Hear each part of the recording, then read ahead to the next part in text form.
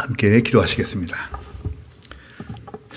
우리를 사랑하시는 살아계신 우리 아버지 하나님, 감사합니다. 저희를 구원해 주시고 주의 몸된 교회 가운데 불러주셔서 날마다 주께 은혜를 얻고 사랑과 지혜 가운데 살 수 있도록 우리를 불러 모아주심을 감사드립니다. 특별히 저희들 주께서 정하신 세상 마지막 때에 이렇게 값진 구원을 주셨으니 이 구원이 우리 가운데 헛되지 않도록 잘 마음속에 품고 또 이 귀한 축복을 우리 주변에 널리 증거하기를 원합니다. 그러기 위해서 저희들 더욱더 지혜와 능력을 채우고자 오늘도 말씀 앞에 함께 모여 주께 지혜를 구하고 은혜를 또 사랑을 구하려고 함께 모였습니다. 어리석은 저희들 말씀을 일깨워 주시고 마땅히 주의 자녀답게 그리스도인답게 사는 길이 어떤 길인지를 말씀을 통해서 알려주시고 또 때마다 지혜를 주셔서 저희들 항상 주의 뜻 가운데 행할 수 있는 저희들 될 수 있도록 도와주시옵소서. 이 시간 마땅히 모두 말씀의 교제에 함께 해야 되나 여러 가지 사정 때문에 함께하지 못한 형제 자매인도 계십니다.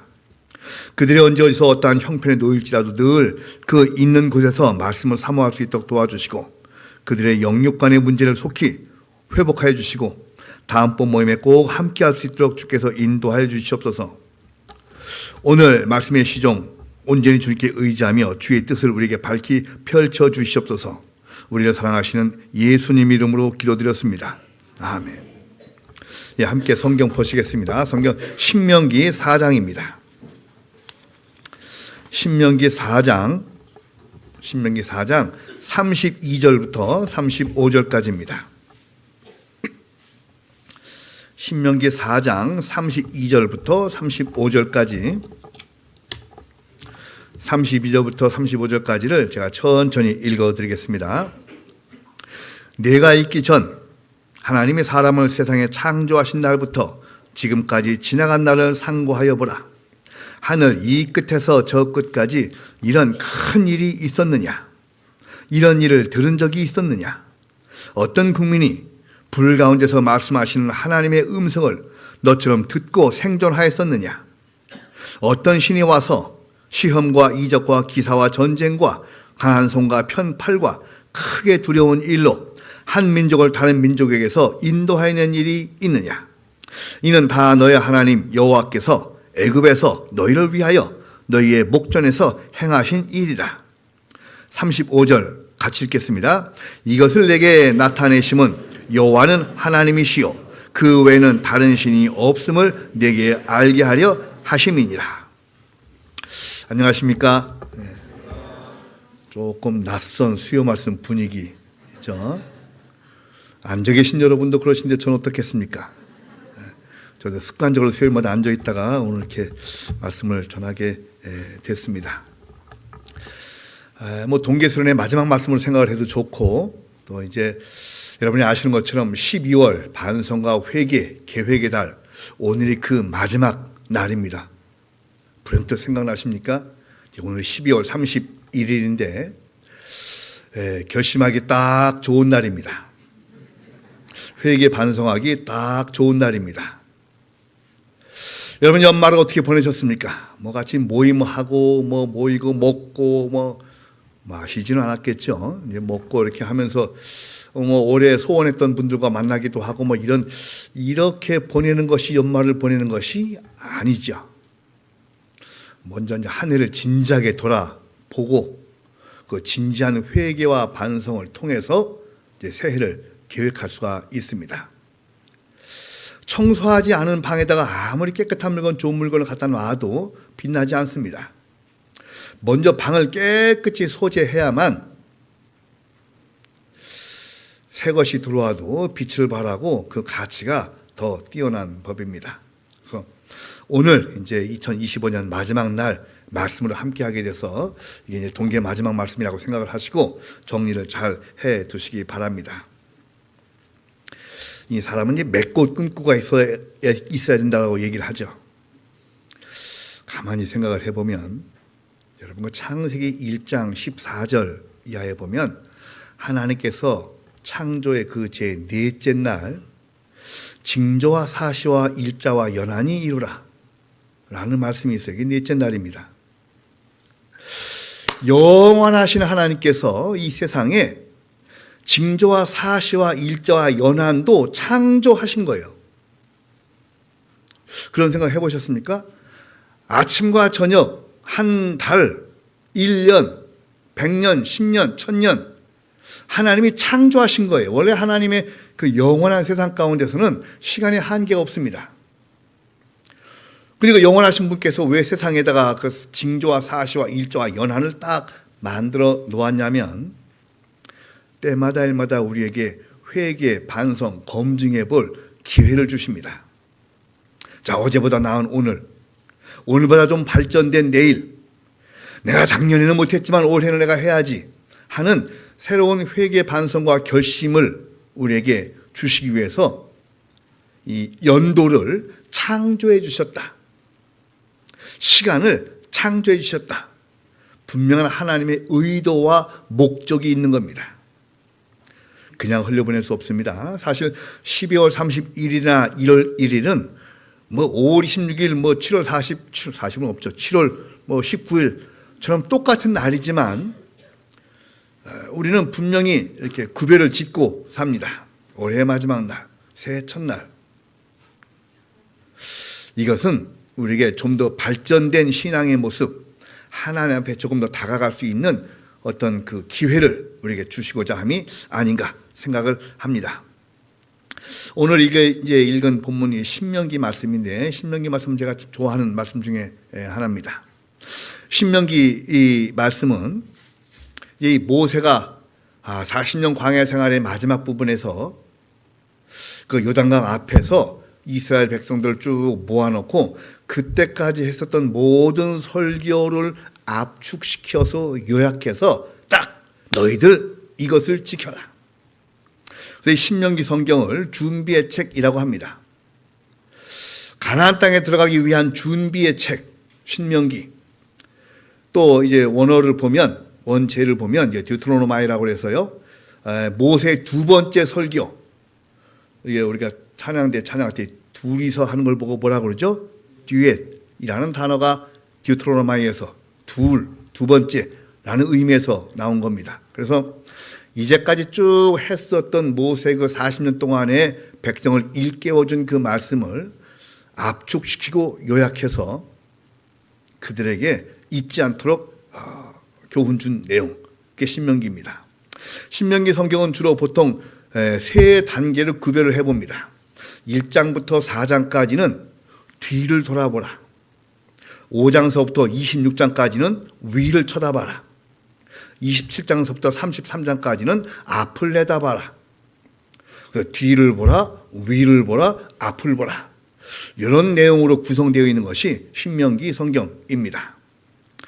이런 것을 이렇게 공부를 하고 이렇게 보면 그 3,500년 전에 기록된 그 창세기, 출애굽기, 레위기, 민수기, 신명기 그 모세 오경이 얼마나 하나님의 손끝에서 준비되고 편집되고 계획된 건지를 깨닫게 됩니다. 이 놀라운 은혜입니다. 그 당시에 어떻게 이렇게 문장을 다 구별지어서 우리에게 교훈 주실까? 그래서 오늘 이제 이 말씀 시간에 신명기의 주제처럼 자, 우리의 뒤를 돌아봐라. 위를 쳐다봐라. 앞을 내다봐라. 하나님이 함께 하셨다. 이런 내용을 중심으로 해서 함께 살펴볼 겁니다. 우리가 자꾸 과거를 생각을 하고 역사를 배우고 세계사를 배우는 이유는 역사 가운데 좋은 점은 본받고 좋지 못한 점은 반면교사. 이렇게 하니까 실패했구나. 이렇게 하니까 저주받았구나. 반면교사 삼을 목적으로 역사를 배웁니다. 그냥 역사는 암기 과목으로만 학교 생활 때 들었었는데 암기하는 것은 아무 의미가 없습니다. 자, 역사는 반복되기 때문에 과거에 저질렀던 똑같은 잘못을 반복하지 않기 위해서 역사를 자세히 배워야 됩니다. 그리고 과거를 자세히 생각을 해봄을 통해서 지금 내가 서 있는 위치를 알게 됩니다. 과거와 지금 현재를 온전히 깨닫고 나면 내가 이제 어디로 나아가야 될지를 알게 됩니다. 그래서 차근차근 신명기 중심으로 해서 자, 뒤를 돌아보아서 생각을 해보아라. 그리고 지금 위를 쳐다보아라. 앞을 내다봐라. 라는 주제의 내용 가지고 차근차근 한번 생각을 해 보겠습니다. 자, 먼저 신명기 4장 32절 잠깐 보시겠습니다. 내가 있기 전 하나님이 사람을 세상에 창조하신 날부터 지금까지 지나간 날을 상고하여 보라. 하늘 이 끝에서 저 끝까지 이런 큰 일이 있었느냐.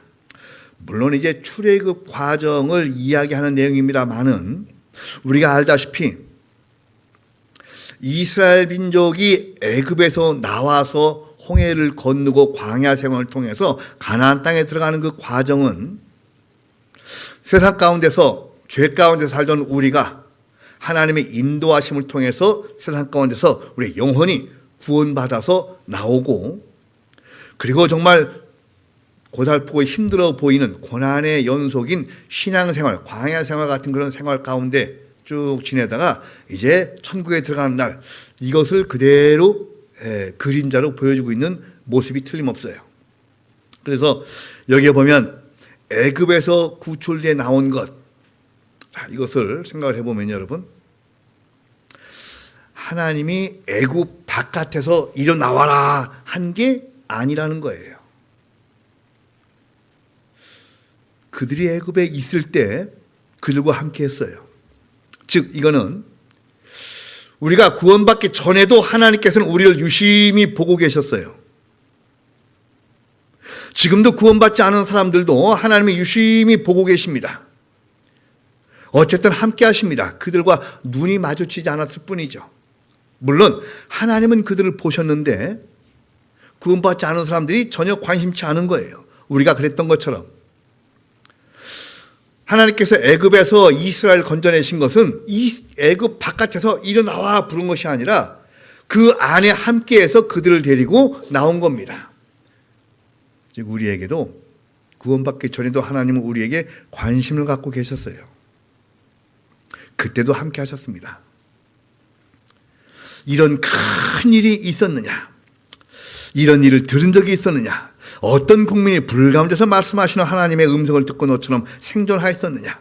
어떤 신이 과연 시험과 이적과 기사와 전쟁과 강한 손과 편팔과 크게 두려운 일로 10가지 재앙 등으로 한 민족을 다른 민족에게서 인도하여낸 일이 있느냐?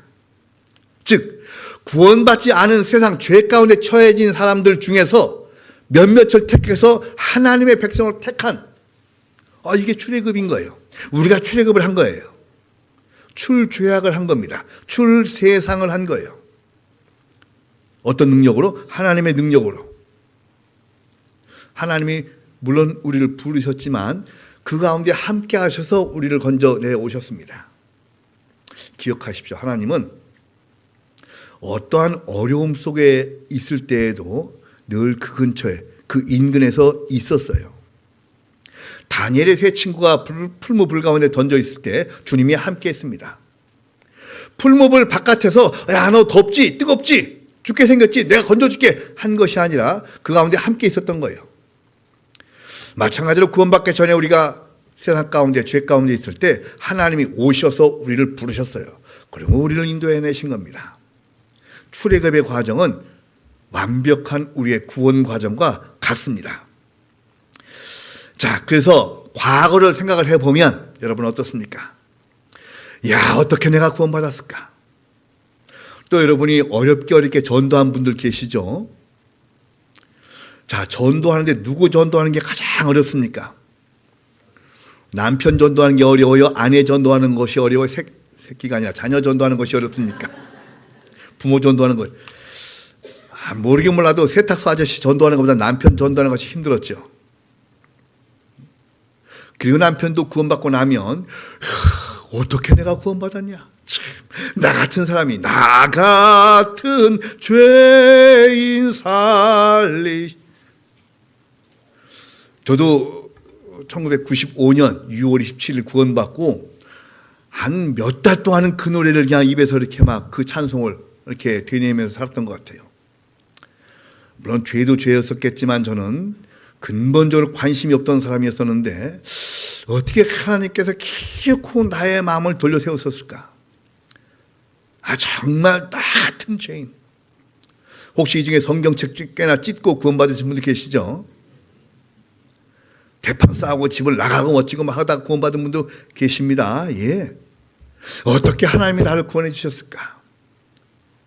정도와 내용은 좀 다르지만 각자 여러분께서 구원받은 과정을 생각을 해보면 정말 기가 막힐 일입니다. 그러니 이제 생각을 해보면 어떤 일이 내 주변에 일어난다 해도 하나님 감사합니다 소리밖에 안 나오는 거예요. 여기 오늘 본문을 읽은 32절부터 35절까지의 내용을 보면 맞아. 어떻게 이런 일이 있을 수가 있었을까? 저희 소천하신 저희 어머니께서도 한 3, 4년간 불교 신자로 사셨었습니다. 그러다가 이제 돌아가시기 한 4, 5년 전에 구원을 받으시고 그걸 불교 기물들을 다 쓰레기통에다 다 버리시고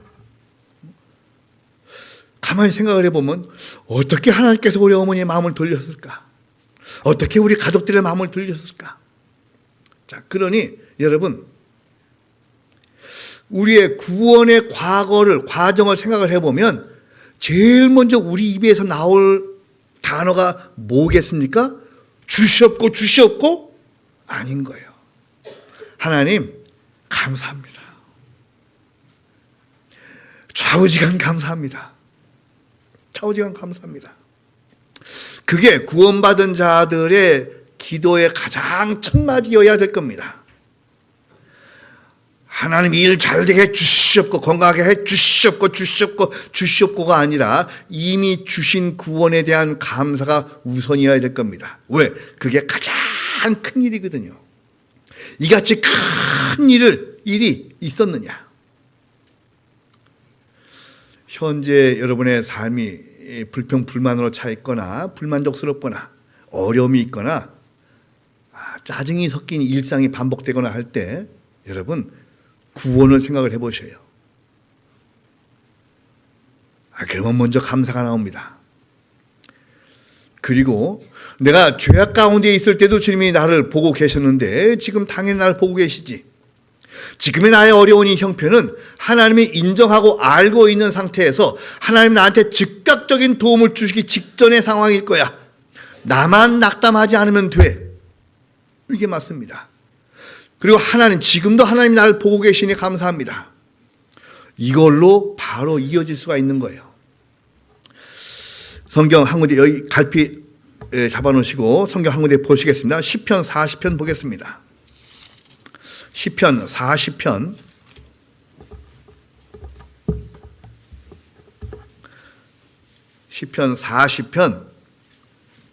1절 2절입니다. 시편 40편 1절 2절 830페이지쯤 있습니다. 40편 1절 2절 제가 읽겠습니다. 내가 여호와를 기다렸더니 귀를 기울이사 나의 부르짖음을 들으셨도다. 나를 기가 막힐 웅덩이와 수렁에서 끌어올리시고 내 발을 반석 위에 두사 내 걸음을 견고케 하셨도다. 이 기가 막힐 웅덩이에서 건지셨다. 물론 이 시편 40편은 다윗이 이제 어려운 고난 가운데서 있으면서 이야기한 내용이지만 이것을 구원받은 이후에도 마찬가지고 이전도 마찬가지예요. 정말 기가 막힌 웅덩이에서 끌어올렸죠. 지옥 구덩이에 들어가기 직전인 나를 끌어올리셨어요.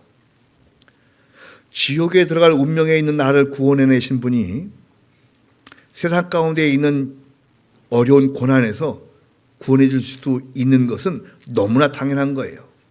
그 어려운 일도 하셨는데 지금의 이런 일, 하나님이 잘 보고 계시고 결정적인 상황에서는 나를 건져주실 거야 라는 믿음을 가지고 지금까지 살아오셨습니다. 예, 맞습니다. 또 한 가지는 하나님께서 우리의 그 연약함을 아시고 전국 곳곳에 특히 축복받은 이 전라남도 지역에 수많은 교회를 두시고 전국의 전 세계의 교회를 통해서 우리를 보호해 주시는 거예요. 여러분 느끼시는지 모르겠지만 이 교회는 옛날 이스라엘 민족에게 도피성과 같은 곳이에요.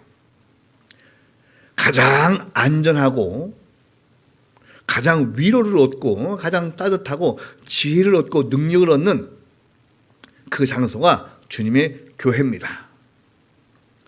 앞으로 제가 설교 때 자주 말씀드릴 겁니다. 교회는 세상보다 크다. 교회는 세상보다 크다라는 그 말이 정말 우리 가슴을 웅장하게 합니다. 그리고 그 주인이 주님이시고 내가 거기에 주님의 가족이에요. 그리고 그 교회 가운데서 보호받습니다. 또 성경 시편 5편도 한번 보시겠습니다. 시편 5편 10절로 12절입니다. 시편 5편 10절로 12절 제가 읽겠습니다. 하나님이여 저희를 정죄하사 자기 꾀에 빠지게 하시고 그 많은 허물로 인하여 저희를 쫓아내소서. 저희가 주를 배역함이니이다. 자, 하나님을 의지하지 않고 믿지 아니하고 인정치 아니하는 자는 쫓아내는 거예요. 교회에 들어올 수가 없습니다. 그러니 이 교회 가운데 내가 함께 한다는 것 자체가 얼마나 소중하고 귀한 일인지 선택받은 일인지를 알 수 있어요. 진정한 하나님의 선민은 그리스도인들입니다.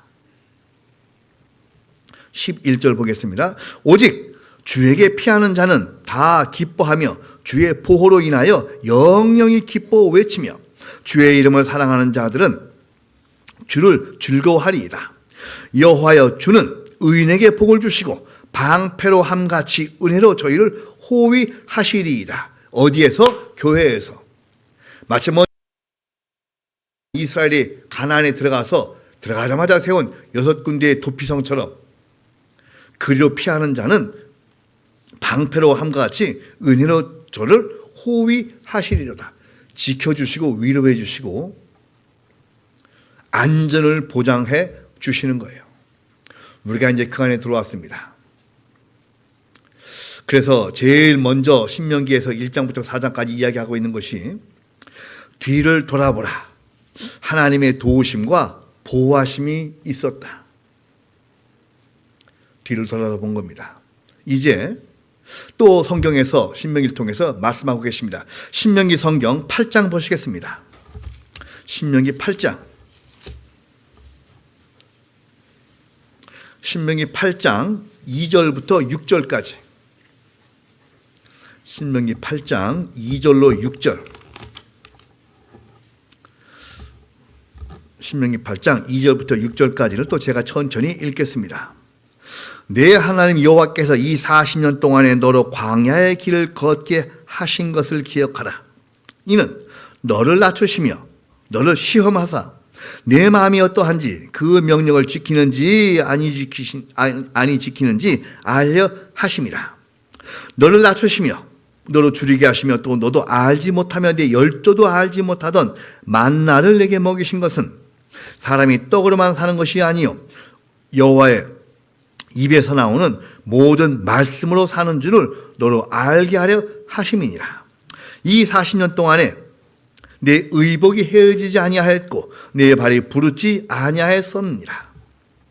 너는 사람이 그 아들을 징계함 같이 내 하나님 여호와께서 너를 징계하시는 줄을 마음에 생각하고 내 하나님 여호와의 명령을 지켜 그 도를 행하며 그를 경외할지니라. 자주 읽고 듣고 배웠던 그 말씀입니다만은 신명기 8장 2절로 6절에 있는 그 말씀을 보면 너로 광야의 길을 걷게 하신 것을 기억하라. 이것은 광야는 하나님의 의도다. 하나님이 그렇게 계획을 하신 거예요. 처음에 애굽에서 나온 이스라엘 백성은 홍해만 건너면 그 고통스러운 노예 생활을 벗어나서 홍해 바다를 딱 가르고 그들은 빠져나오고 애굽 병사들은 물에 다 수몰되는 그 광경을 목격을 하고 아 이제 당장 낙원이 펼쳐지겠구나 라고 생각을 했어요. 그런데 홍해 바다 건너자마자 펼쳐진 것이 낙원이었습니까? 광야였습니까? 광야인 거예요. 아 어찌된 일이지? 우리가 잘못 왔나? 이런 생각을 한 거예요. 하지만 이제 그 긴 40년의 광야 생활을 마칠 때쯤 모세가 이야기를 한 거예요. 어려운 광야 생활이었지만 그 중에 발이 부르트는 사람도 없었고, 옷이 헤어져서 힘든 사람도 없었고, 굶어 죽은 자도 없고, 목말라 죽은 자도 없고, 햇볕에 데워 죽인 자도 없었고, 추위에 얼어 죽은 자도 없었지 않느냐. 굶어 죽은 자가 있기를 했느냐. 자, 이 내용은 그 광야 생활 자체가 하나님의 의도였던 거예요. 하나님의 교육 훈련의 장이었습니다. 기억하십시오. 광야는 목적지가 아니고 통과하는 곳인 거예요. 광야를 통과해야만 목적지가 나오는 거예요. 터널을 들어가면 깜깜합니다. 저처럼 소심하고 마음이 약한 자는 좀 그래 보이죠? 저처럼 소심하고 마음이 약한 자는 터널 딱 들어가면 그때 겁부터 나요. 근데 옆에 앉은 사람한테 티를 안 내기 위해서 안 겁나는 것처럼 하죠. 그런데 한참 있으면 밝은 서광이 쫙 비춰옵니다. 그러면 터널에 들어가면 어두운데 어두운 곳으로 들어가는 것이 목적이 아니라 정말 내가 가고자 하는 목적지에 빨리 가고자 하는 것이 터널인 거예요. 그리고 그 터널을 지나야만 내가 목적한 곳이 나옵니다. 광야를 통과해야만 하나님께서 하라고 지시한 땅이 나오는 거예요. 광야, 예, 물론 고달픕니다. 하지만 하나님의 보호하심과 인도하심을 통해서 불기둥과 구름기둥, 만나와 메추라기, 반석을 치며 나오는 물, 이걸 통해서 그들을 다 보살폈습니다. 먹을 것, 그 이전까지만 해도 이 이스라엘 백성들은 가나안 땅, 이 애굽 땅에서요, 곡식을 심어서 추수를 해서 먹었어요. 자, 식량을 땅에서 얻었죠. 근데 광야는 식량을 땅에서 얻어요? 위에서 떨어져요? 위에서 떨어지는 거예요. 잘 생각을 해보세요. 왜 하나님이 그렇게 하셨을까? 하나님이 야, 어디 돌무더기를 열어봐라. 거기다 내가 음식을 숨겨놨다. 할 수도 있는데 왜 기상천외한 방법으로 식량이 하늘에서 내려오게 했을까? 그래야만 사람이 하늘을 쳐다보는 거예요. 아, 땅에는 없고 하늘에 있구나. 하늘에서 주시는구나. 마찬가지로 이 식량만 갖고 사는 것이 아니라 하나님의 말씀을 통해서 인도하심을 받아야만 우리가 안전하구나. 이것을 교훈 주신 거예요.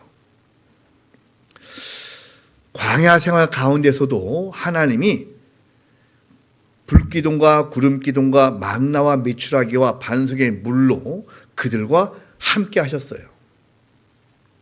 즉 우리의 지금 오늘날 신앙생활 중에 당연히 우리를 구원하신 하나님께서 이 시간도 우리와 함께 하십니다.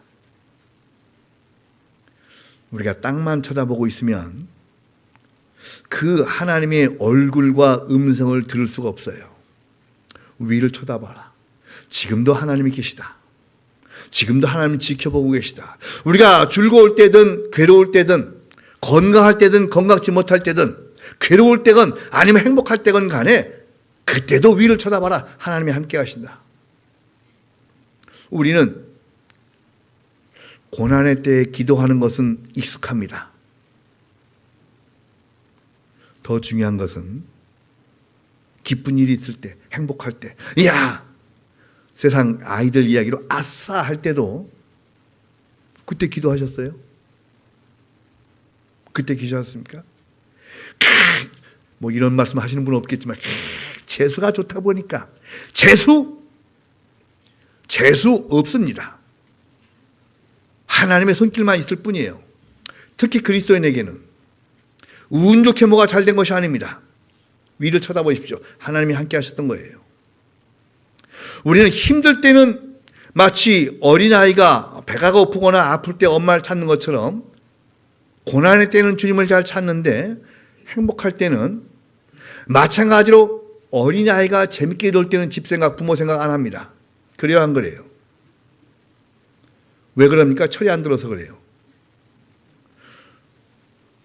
우리는 철이 들면 좋은 음식 보면 부모님 생각을 해야 됩니다.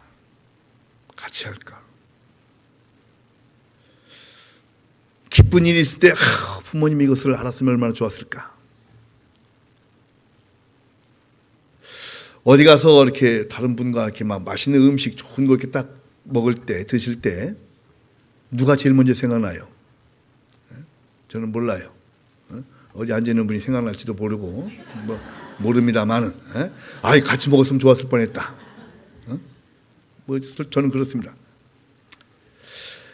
마찬가지로요, 여러분 고난할 때 기도하는 것이 익숙해진 것처럼 기쁘고 형통할 때 정말 감사함을 갖고 하나님의 함께하심과 도우심을 기억을 해야 됩니다. 위를 쳐다봐라. 지금도 하나님이 우리와 늘 함께하시고 우리를 지켜주고 계신다. 성경 한 군데 또 보시겠습니다. 시편 138편입니다. 118편을 먼저 보겠습니다. 시편 118편입니다.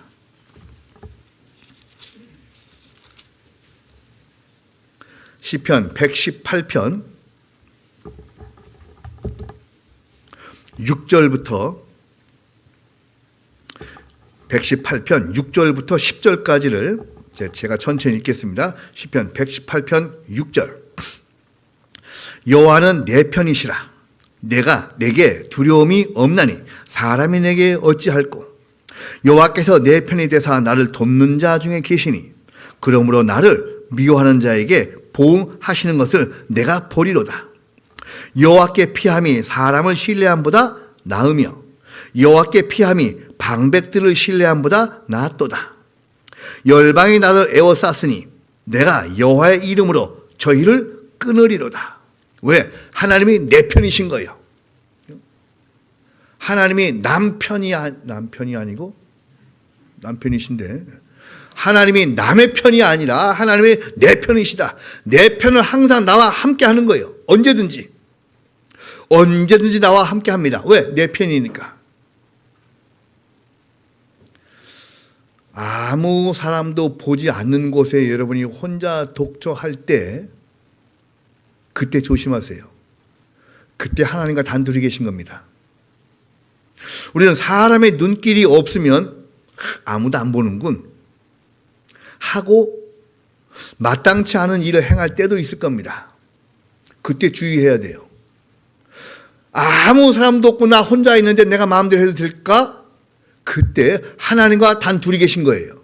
하나님이 더 잘 보십니다. 재밌는 얘기 하나 해드릴까요? 여러분들 옛날 여기 이제 60대 분들 이상 되신 분들 기억하시는 옛날에 70년대 영화를 보시면 그 막 북한 공비 무장 공비나 무슨 그 뭐 간첩이라고 그러죠.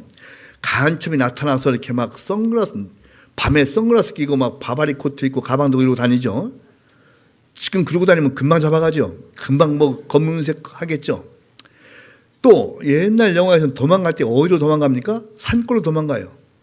지금 같으면 도망갈 때 산골로 도망가야 되겠어요? 도시로 도망가야 되겠어요? 산골로 도망가면 금방 잡히죠. 마찬가지예요. 여러분 은밀한데 여러분이 혼자 계실 때 그때 조심하셔야 돼요. 왜? 그때 하나님과 단둘이 계시거든. 하나님이 여러분에게 그러십니다. 이쪽 지역 이야기대로 아야 너 뭐더냐? 그러실 거예요. 너 거기 가서 뭐도 앉았냐?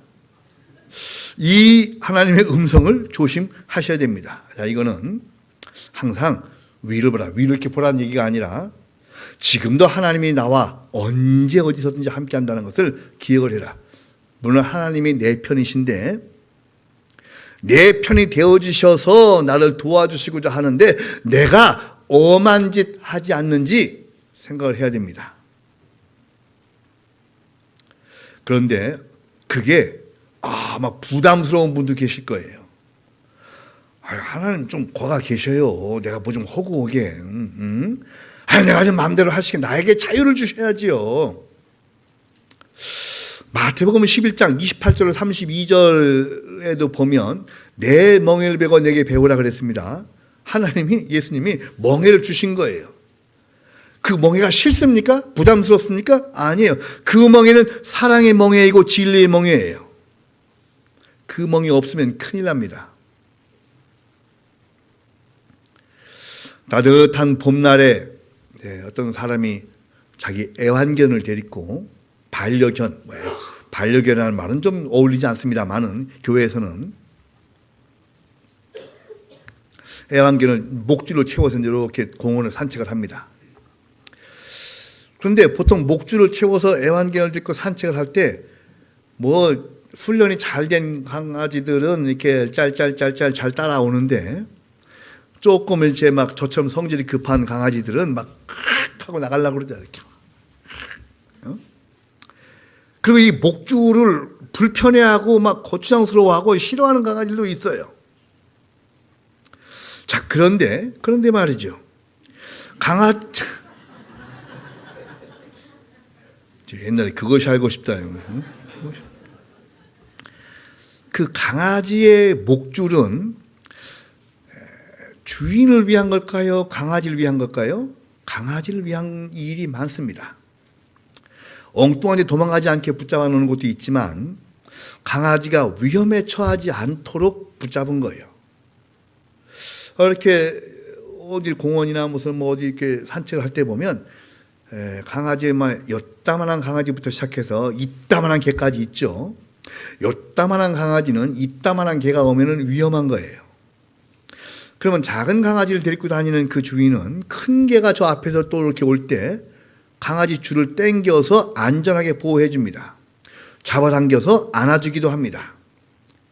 또 벼랑이라든지 위험한 곳에 빠질 것 같으면 당겨줍니다. 이 강아지는 그 목줄을 벗어서 자유롭고 싶지만 자유로우면 위험한 거예요. 위기에 처하는 거예요. 어떤 위기에 빠질지도 모르고 어떠한 공격 대상으로부터 공격받을 수 있어요. 목줄이 채워져 있다는 것은 주인이 있다는 겁니다. 그 주인은 그 강아지를 보호할 의무와 책임과 사랑이 있어요. 그리스도인의 멍에가 바로 그런 겁니다. 주님에 의해서 우리가 이것도 하지 말아야 되고 저것도 하지 말아야 되지만 그것이 불편합니까? 아니에요. 우리를 안전히 보장하기 위한 거예요. 구원받고 나니까 술도 못 먹고 담배도 못 먹고 막 그러십니까? 구원받지 않은 분들도 지금 다 끊어요. 값이 비싸서. 네? 우리가 구원받고 난 다음에 하지 않는 일들은 사실은 구원받지 않아도 하지 말아야 될 것들이에요. 구원받지 않은 상태에서도 다 끊어야 될 것들입니다. 마땅히.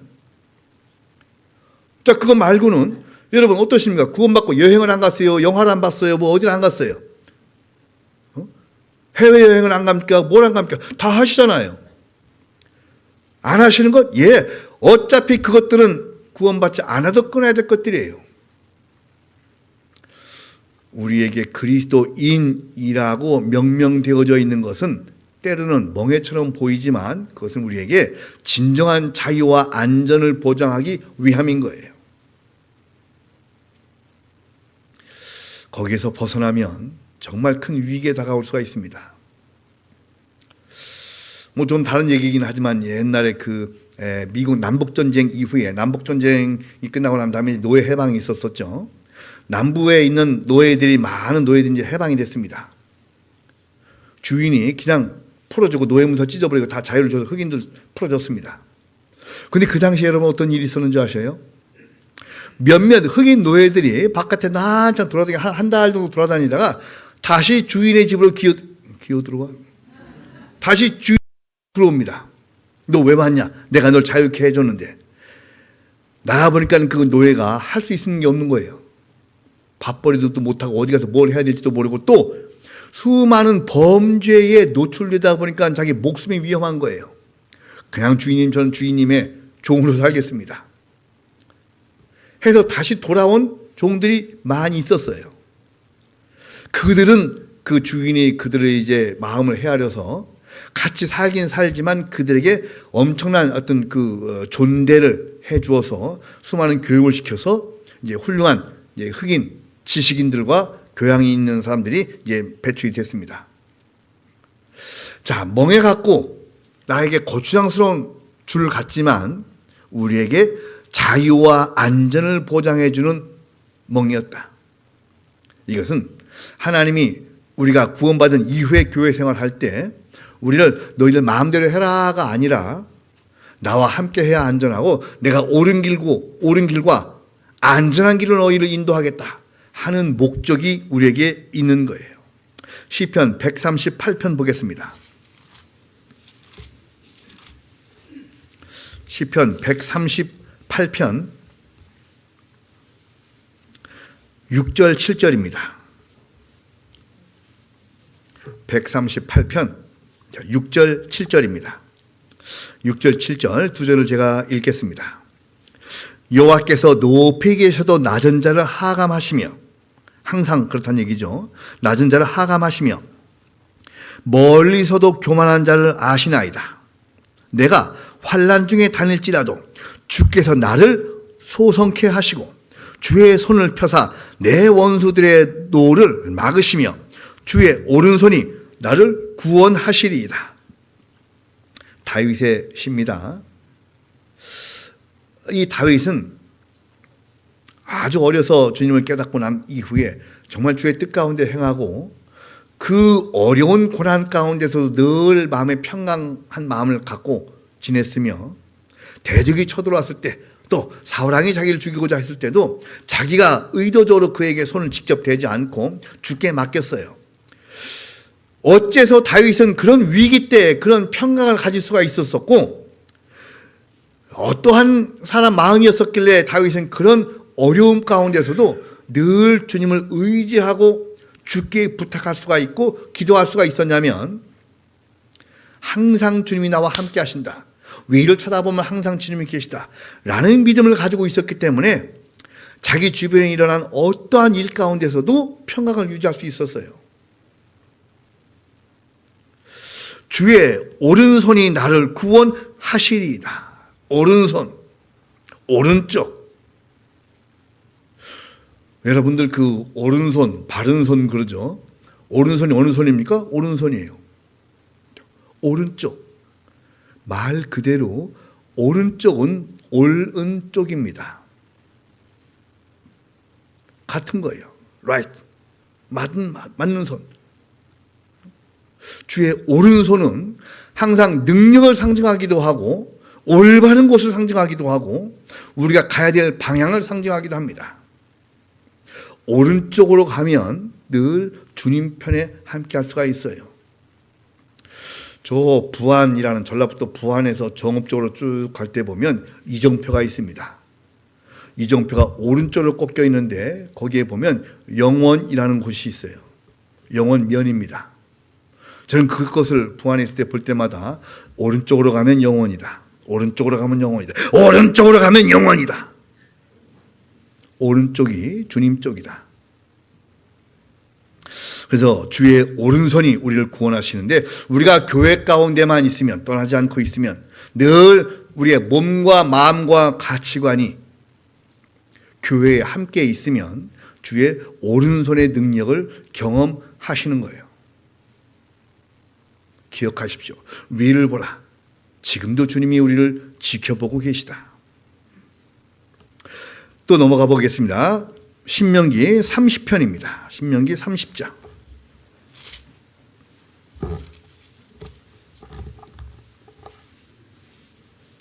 신명기 30장 15절입니다.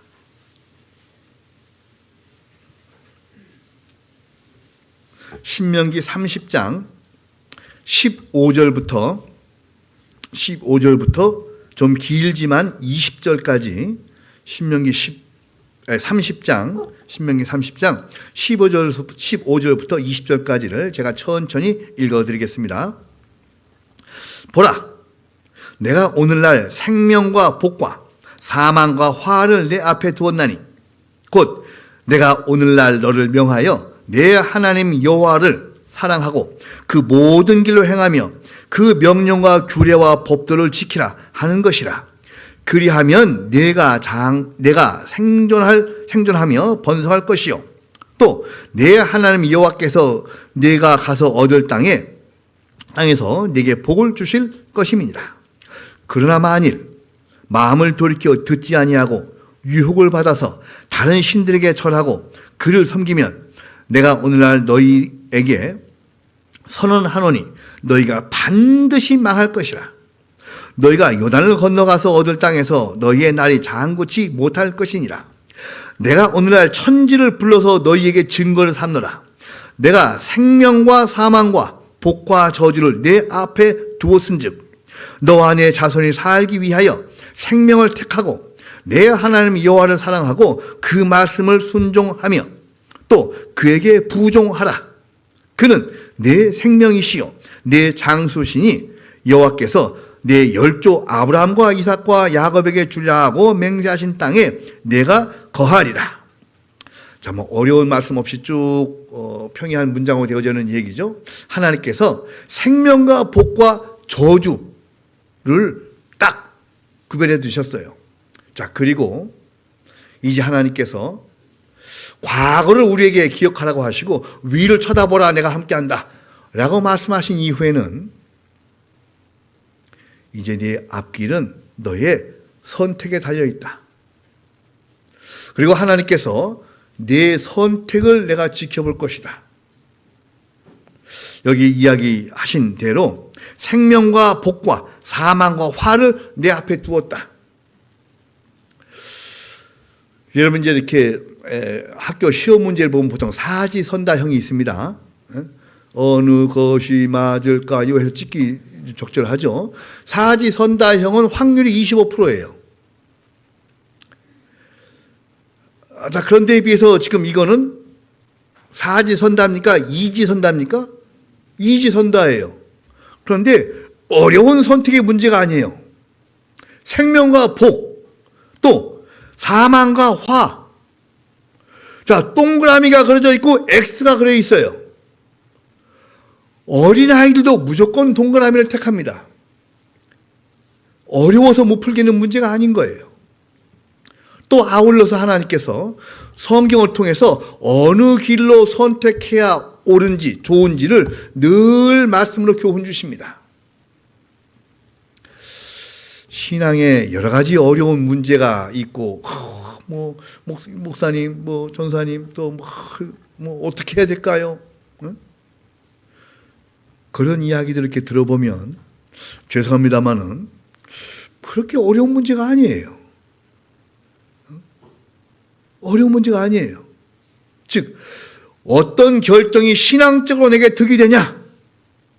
이 생각을 하면 결정이 쉬운데 자꾸 물질적, 세속적, 금전적인 부분으로 당기거든요. 그러니까 이쪽으로 향해 있으면서도 자꾸 뒷걸음질을 치게 되는 거예요. 명백하게 이스라엘 백성에게 수도 없이 반복을 해서 얘기를 하십니다.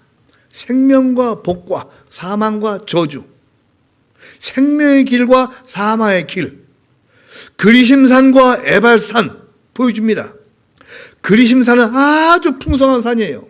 에발산은 바위산입니다. 시뻘건 풀도 한 폭이 없는. 자, 누가 봐도 어느 산이 살기 좋겠느냐? 당연히 다 이쪽으로 갑니다. 그런데 이스라엘의 결국을 우리가 압니다. 이스라엘은 궁극적으로 하나님의 선택에서 성공했습니까? 실패했습니까? 실패한 거예요. 어려워서 실패했을까요? 아닌 거예요.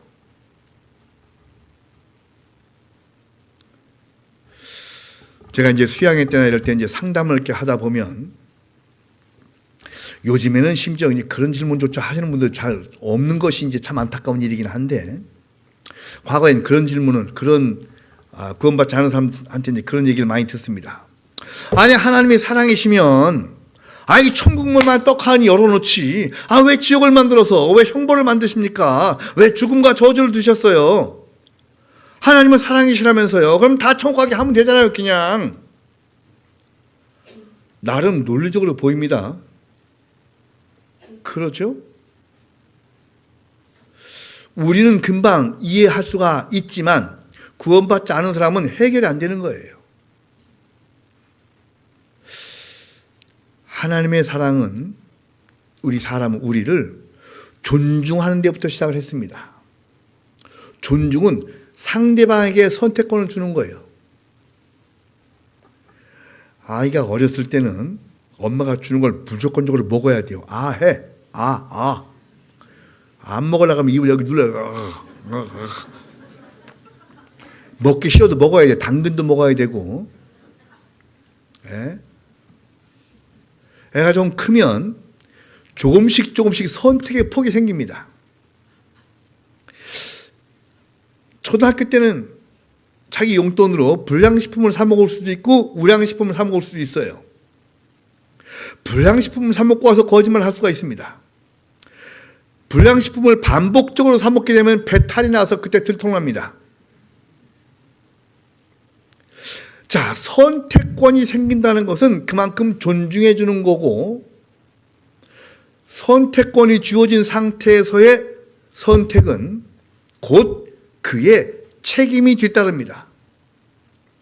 불량식품만 빨고 나면 배탈 나서 아픈 거예요. 하나님은 우리를 존대해서 존중을 해주었기 때문에 우리를 사랑해서 우리에게 선택권을 주었습니다. 사실은 말이죠, 여러분. 구원도 선택이에요. 안 그렇습니까? 여러분 집회 말씀 4일 듣고 안 오면 경찰이 체포하러 갑니까? 구원받고 확실히 구원받은 분 뭐 있다고 합시다. 그가 그 주에 교회 나오고 안 나오고도 그의 선택이에요. 토요일까지 주일 말씀, 집회 말씀 다 듣고 구원받다가 막 손 번쩍번쩍 들고 눈물 흘리고 막 해서 내일은 내가 골프 약속이 있어서. 물론 그의 선택입니다. 아니 하나님, 그가 구원받았으면 골프채를 부러뜨리시든지 뭐 어디 가서 뭐 수영복을 찢어서 수영장 못 가게 하든지 아닌 거예요. 하나님이 우리에게 선택권을 주셨어요. 축복의 길과 저주의 길 선택해라. 짜장면 먹을래? 짬뽕 먹을래? 가장 어려운 문제입니다. 나는 짬짜면요. 그러면요 이것도 저것도 아니에요. 하여간 우리가 선택을 해야 돼요. 하여간 선택을 해야 됩니다.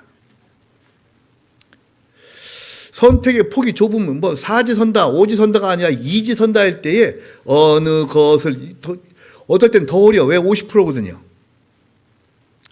근데 하나님의 말씀을 통해서 구원받은 자들이 생활 가운데 하는 선택은 쉬워요. 왜? 여기 해답지가 있거든요. 해답지. 해답지를 보면 볼수록 선택이 쉬워져요. 왜? 그게 해답지지. 해답지예요. 문제지 뒤에 항상 해답지가 붙어 있죠.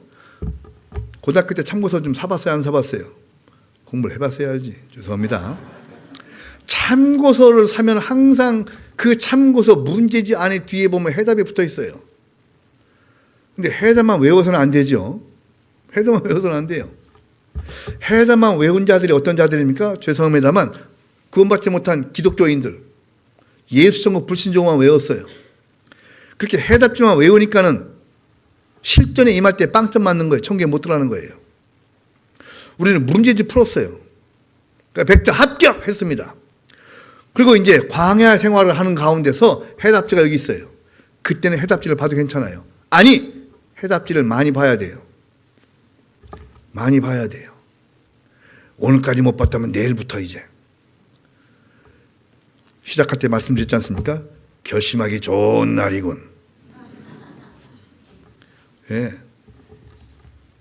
해답지를 보면 하나님께서 가라고 한 그 길이 우리에게 딱 나타납니다. 성경 이사야서 30장 보시겠습니다.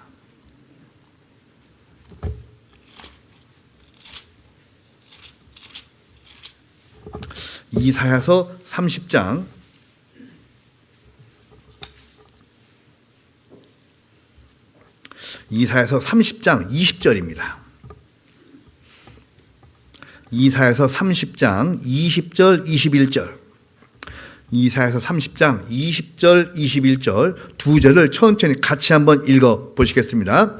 주께서 너희에게 환난의 떡과 고생의 물을 주시나 내 스승은 다시 숨기지 아니하시리니 내 눈이 내 스승을 볼 것이며 너희가 우편으로 치우치든지 좌편으로 치우치든지 내 뒤에서 말소리가 내 귀에 들려 이르기를 이것이 정론이 너희는 이리로 행하라 할 것이며. 됐습니다.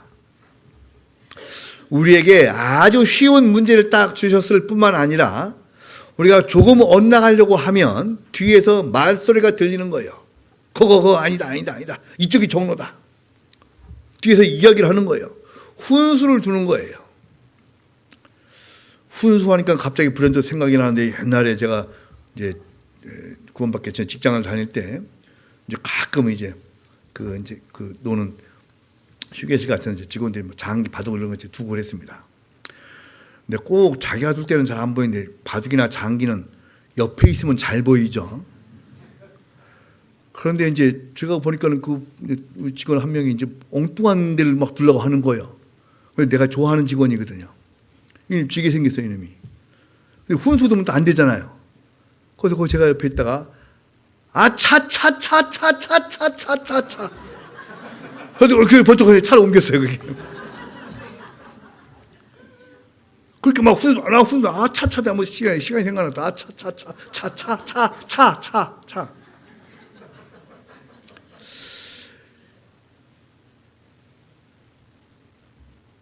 아버지가 아이 자전거를 두 발 자전거를 처음 가르쳐 줄 때 붙잡아주고 아빠가 붙잡고 있어. 걱정하지 마. 똑바로 가. 애가 막 달립니다. 아빠 거기 있지? 나 여기 있지. 걱정하지 마. 그냥 달려가. 가. 아빠가 붙잡고 있어. 붙잡고 있다니까. 계속 가. 하고 뒤에서 계속 따라갑니다. 손을 놓고. 그럼 이 아이는 두 발 자전거를 막 얼떨결에 이 페달을 돌리면서 아빠 목소리가 들리니까 안심하고 가는 거예요. 그죠? 여기 있는 것처럼 하나님이 우리를 구원해 주시고 우리가 신앙생활 할 동안에 또 우리가 정말 어려운 길과 고난의 길을 행할 때에도 뒤에서 말소리가 들려서 이리로 행하라. 해답지가 여기 있다. 때마다 말씀으로 교훈 주시고 묵상을 통해서 암송을 통해서 찬송을 통해서 교제를 통해서 우리에게 지속적으로 바른 길로 인도해 주시고 안내해 주시는 거예요. 우리의 스승이. 그런데 우리가 귀를 닫고 눈을 닫으면 엉뚱한 곳을 행할 수밖에 없는 거예요.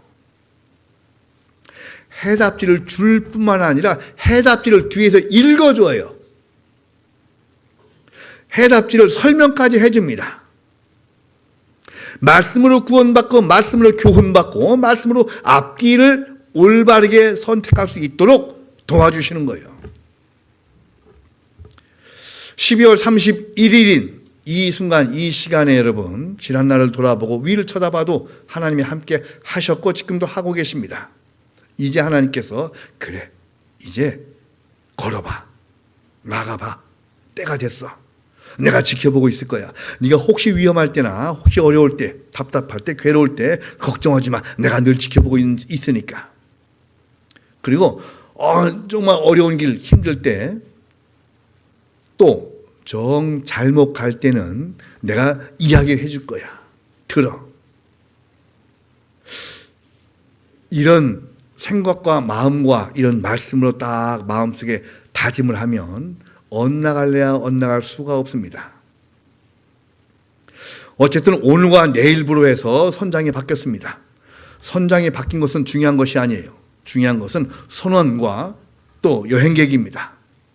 이 여행객들, 형제 자매들, 교회 가운데 있는 분들은 가장 하나님의 사랑을 받는 분들이고 안전해야 되고 기쁨이 있어야 됩니다. 순례길은 광야의 길인 이 그리스도인의 삶은 정말 과거처럼 그렇게 어렵지는 않습니다. 늘 말씀하지 않습니까? 교회 다닌다고 죽임을 눈앞에 두기를 합니까? 어쩝니까? 어쩌면 우리는 너무나 산만한 세상 가운데 살면서 선택의 폭이 너무너무 넓어졌기 때문에 우리가 산만할 수가 있어요. 그런데 말소리가 귀에 들리는 것을 기억을 하고 주님에게 집중을 하고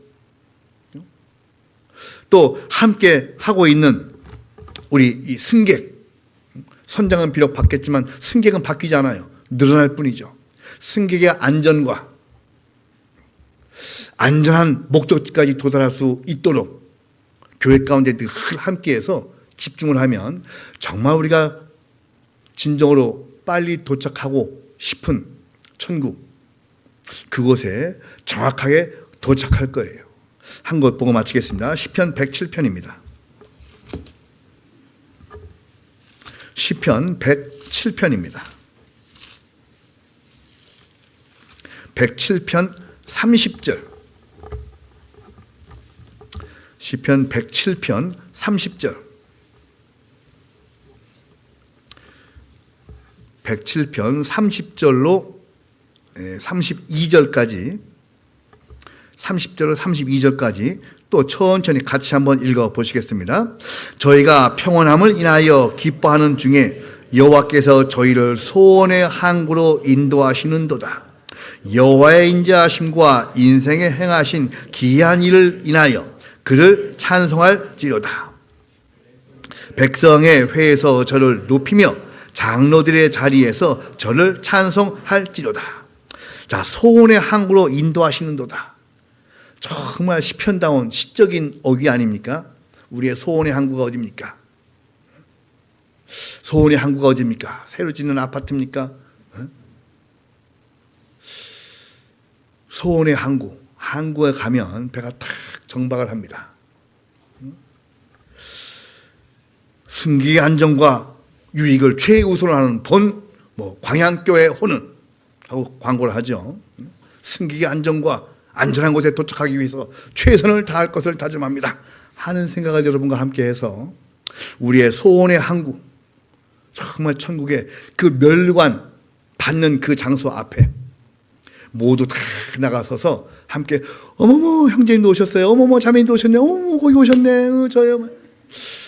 천국 가면 서로 알아볼 수 있을지 없을지는 모르는데 하여튼 알아볼 수도 있을 겁니다. 막 껴안고 막 포옹하고 그러지는 않을지는 모르지만 거기 가서 다 함께 만나는 그 날까지 함께 힘을 합쳐서 전도하고 봉사하고 교제하면 늘 우리들은 안전하게 지혜롭게 보호받고 행복한 신앙생활을 지속해 나갈 수 있을 겁니다.